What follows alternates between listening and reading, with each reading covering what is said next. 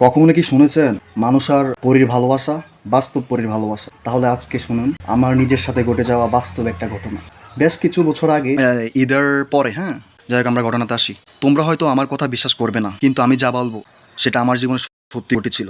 আজ থেকে প্রায় 2 বছর আগের ঘটনা। সেদিন রাতটা না অন্য সব রাতের মতো ছিল না। ঘড়িতে তখন প্রায় 1টা বাজে। আমার মাথা অনেক টেনশন ছিল, একটু ডিপ্রেসের মধ্যে ছিলাম আর কি। যাই হোক, দ্যাটস একটু রাতে দেরি করে ঘুমাতে হয়। আমি ঘুমাতে পারছিলাম না ওই দিন রাতে, তাই বাসার ছাদে চলে গেলাম। ছাদের উপরে গিয়ে দেখি চারপাশটা একদম নিশ্চস্ত, হালকা ঠান্ডা বাতাস।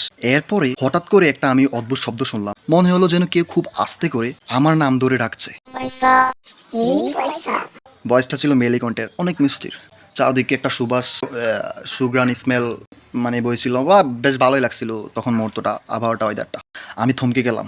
আমি বললাম, কি রে, আমার নাম ধরে এত রাতে এত মিষ্টি গলা মেলি কণ্ঠ আমাকে ডাকতেছে। ব্যাপারটা আমি একটু কৌতূহলবশত ভাবতেছি।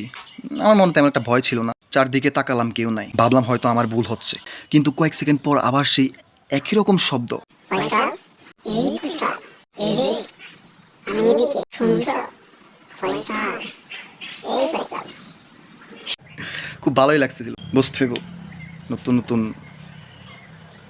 যৌবনে পাড়া দিছি না, সো স্বাভাবিক এত রাতে একটা রোমান্টিক ওয়েদারে এমন একটা মেইলি কণ্ঠে শুনে ভালোই লাগলো। অন্যান্য মানুষ হলে আতঙ্কে তো পড়ে গেল, একটু ভয় পেল। যাক, আমার ওই সময় কেন জানি ভয় লাগতেছিল না, ভালোই লাগতেছিল। মানে তাকাচ্ছি পিছনে, এদিক সেদিক, মানে তাকাচ্ছি। ধীরে ধীরে পেছনে ঘুরলাম। তারপর যা দেখলাম সেটা আমি আজও ভুলতে পারিনি। প্রথম দেখা, মাইন্ড ব্লোয়িং ভাই। জাস্ট আমার সামনে দাঁড়িয়ে ছিল একটা মেয়ে। এত রাতে, এত রাতে একটা সুন্দর মেয়ে যে এভাবে আমার সামনে দাঁড়াবে আমি কল্পনা করতে পারিনি। আমার লাইফে এত সুন্দর মেয়ে কখনো দেখি না ভাই। এটা শুধু মেয়ে না, মেয়ে বললে ভুল হবে। এর মধ্যে একটা অদ্ভুত আলো ছিল। সাদা পোশাক, লম্বা চুল, আর সবচেয়ে অবাক করার মতো ওর পিঠে ছোট ছোট ডানা। তখন আমার একটু আচমকা লাগতে শুরু করলো। আমি একটু ভয় পেয়ে বললাম, তুমি কে? ও একটু মুচকি হাসি দিয়ে বলল, ভয় পেও না, আমি তোমার ক্ষতি করব না। আমি একজন পরী। আমার তখন মাথা কাজ করতেছিল না যখন শুনলাম ওই পরী। যদিও আমি ডানা দেখে বুঝতে পারছিলাম, কিছুটা আন্দাজ করে ফেলেছি। আমি ভাবছিলাম এটা কি স্বপ্ন। একটু হালকা গায়ে চিমটি মেরে দেখলাম, না, আসলে ব্যথা পাচ্ছি, এটা স্বপ্ন না, এটা বাস্তব। এতদিন গল্পে শুনছিলাম, এখন আজকে বাস্তবে আমার সামনে পরিণত হলো। ব্যাপারটা একটু ভয় আবার ভালো লাগাও শুরু করলো, মানে ভালো লাগতেছে ফিলিংসটা। ওর নাম ছিল নীরা। সেই রাতের পর থেকে ওই প্রায় প্রতি রাতে আমার সাথে দেখা করতে আসতো।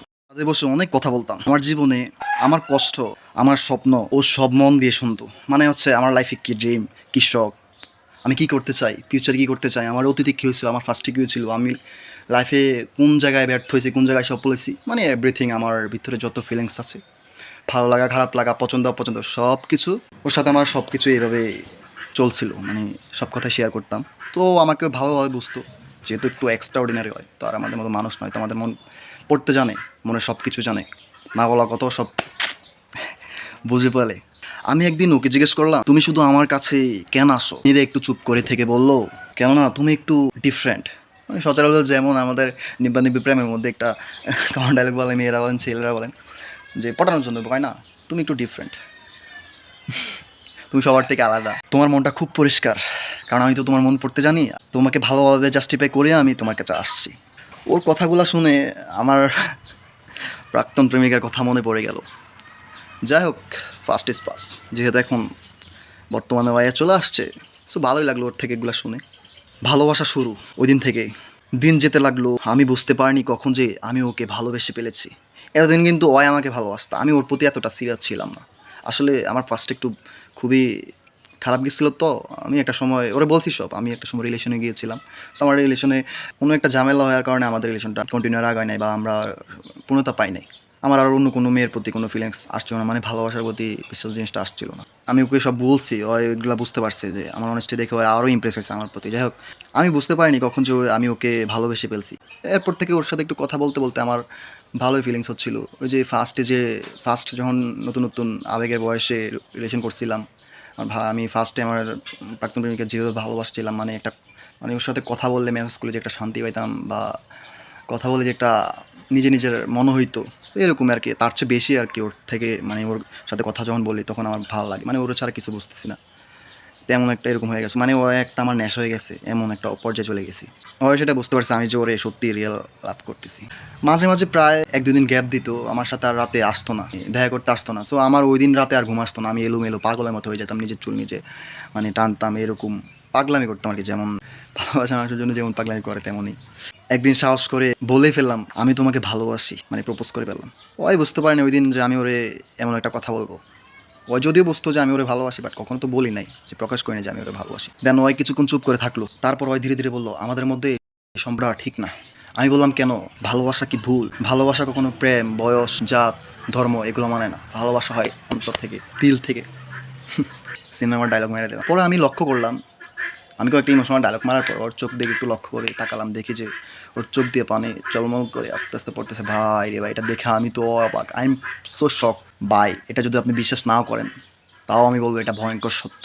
যার সাথে হয় সেই বুঝি। যাই হোক, পরে হচ্ছে নীরা বলল, মানে চোখে টলমল পানি, কান্না অবস্থায় বলল, আমাদের জগতে একটা নিয়ম আছে, আমরা মানুষের সাথে বেশি সময় থাকতে পারি না, যদি থাকি তাহলে আমাদের অস্তিত্ব ধীরে ধীরে শেষ হয়ে যায়। তাই বললো যদি আমি তোমার সাথে সংসার করি, তোমাকে বিয়ে করে সংসার করি, তাহলে আমার অস্তিত্ব ধীরে ধীরে শেষ হয়ে যাবে। আমার বুকটা তখন কেঁপে উঠলো ওর এই কথাটা শুনে। তখন আমি বললাম তুমি মারা যাবে?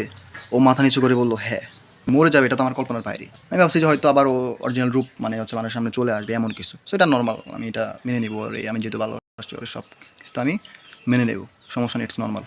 পরে এটা কি বলবো ভাই, আমি তো শুনে খুবই শক্ত, আমার খুবটা ভিতরটা তখন মানে ভাই ফাটে যাচ্ছিল, কি বলতেছে। সবচেয়ে কঠিন সিদ্ধান্ত, সেদিন আমি সারা রাত ঘুমাতে পারিনি। আমি ভাবছিলাম আমি কি আমার ভালোবাসার জন্য ওকে হারিয়ে ফেলবো, নাকি ওকে বাঁচতে ওকে ছেড়ে দেবো। পরের রাতে যখন নীরা এলো, আমি ওর দিকে তাকিয়ে শুধু একটা কথাই বললাম, আজ থেকে তুমি আর আমার কাছে আসবে না। ওই অবাক হয়ে বলল কেন? তখন ওর চোখের দিকে খেয়াল করলাম, চোখের ভিতরে অশ্রুজোড়া পানি টিলমিল করে পড়তেছে। এটা দেখে আমারও চোখে পানি চলে আসলো। আমি চোখের পানি লুকিয়ে বললাম কারণ আমি তোমাকে হারাতে চাইনি। বিদায় মুহূর্ত ওই সময় ছিল এটা। মেয়েরা কাঁদতে শুরু করলো, তুমি কি আমাকে ভালোবাসো না? আমি বললাম আমি এতটাই ভালোবাসি যে তোমাকে বাঁচাতে চাই। ওই কিছুক্ষণ চুপ থাকার পর ও ধীরে ধীরে আমার হাত ধরলো। তাহলে আজই আমাদের শেষ দেখা, তাই না? আমার মনে হচ্ছিল আমার বুকের ভেতরটা ভেঙে যাচ্ছে তখন ও যখন এই কথাটা বললো। ভাই, যারা ভাই প্রকৃত অক্ষরে ভালোবাসা খোঁজে, ভালোবাসার মানুষটাকে হারাইছে ভাই, তখন তারাই একমাত্র এই সময় এই মুহূর্তটার ফিলিংসটা বুঝবো কতটা কষ্টজনক। ওই দিন ওই ওই ওই যে হাতটা ধরলো, ওই হাতটাই আমাদের শেষ, মানে ওর শেষ স্পর্শ। হঠাৎ নীরা আমাকে জড়িয়ে ধরলো, এটাই ছিল ওর প্রথম আর শেষ স্পর্শ। ও বলল আমি চলে যাব, কিন্তু আমাকে কখনো ভুলে যেও না। ধীরে ধীরে ওর শরীর আলো হয়ে যেতে লাগলো। আমি চিৎকার করে বললাম নীরা প্লিজ যেও না। ততক্ষণে আকাশে নীরা, ওই যে আলোটা দেখা যাচ্ছে এটা আকাশের ভিতরে মিলে গেল, ভ্যানিশ হয়ে গেছে। সো ওই দিন ছিল আমাদের শেষ ভালোবাসার অপূর্ণতার গল্প, শেষ এন্ডিং। আজ 2 বছর হয়ে গেছে, আমি এখনো মাঝে মাঝে ছাদে যাই, আকাশের দিকে তাকিয়ে থাকি, হয়তো একদিন ও আবার আসবে। ওই ফয়সাল, ফয়সাল, আমার ফয়সাল। ও কত মিষ্টি করে ডাকতো জানেন, এই ডাকটার অপেক্ষায় ছিলাম ওই কখন এসে বলবে। যাই হোক, কখনোই আর মনে হয় না শোনা হবে, আমি আজও তার অপেক্ষায় আছি। সো এখানে আমাদের ভালোবাসার গল্পটা এন্ডিং হয়েছে। সো আপনাদের কাছে কেমন লাগছে গল্পটা জানি না, কতটুকু আপনারা বিশ্বাস করবেন। যার সাথে হয় ভাই তারাই জানে। আশা করি গল্পটা আপনাদের ভালো লাগছে এবং কি বিশ্বাসও করবেন। আমি মাঝে মাঝে একই ডাক শুনি, ফয়সাল, ফয়সাল। যদিও এটা বাস্তব না, এটা হচ্ছে মনের ভুল আর কি, যে মনে মনে ভাবি তো এই জন্য। আর অবশ্যই আপনার রিয়েলিস্টিক মতামতটা কমেন্ট বক্সে জানিয়ে যাবেন। আপনার কাছে এই ঘটনাটা কতটুকু বিশ্বাসযোগ্য, গ্রহণযোগ্য, বা আপনি কি বিশ্বাস আদৌ করেছেন, বা আপনার কাছে ঘটনাটা কেমন লাগছে জানাবেন অবশ্যই। আপনাদের কমেন্ট পেলে অবশ্যই আমি অনুপ্রেরণা হয়ে আরও নতুন নতুন আপনাদের মাঝে ভয়ঙ্কর গল্পগুলা স্টোরি শেয়ার করতে পারবো। সো ধন্যবাদ, আল্লাহ হাফেজ।